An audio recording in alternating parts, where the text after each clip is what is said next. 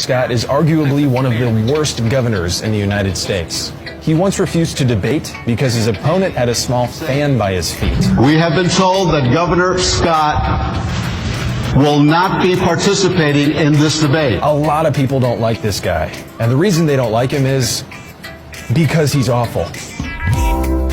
Thank you, Florida Governor Rick Scott, for being the grown-up version of Bat Boy. In 1997, Rick Scott resigned as CEO and chairman of the world's largest hospital chain, Columbia HCA. After his resignation, a federal investigation found the company guilty of Medicare fraud. And not just a little fraud. They had to pay $1.74 billion. Then the largest fraud settlement in U.S. history. But he got away scot-free. Rick Scott-free. Instead of going to prison, Rick Scott...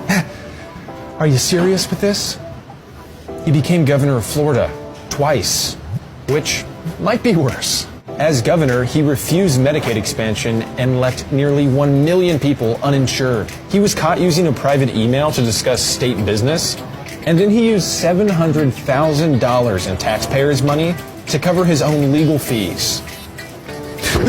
Stop doing this. He's defunded abortion clinics, he endorses Donald Trump, and despite governing a state with disappearing coastlines, he not only denies climate change, he bans his employees from even saying the phrase. His state is plagued by giant snakes and deadly sinkholes.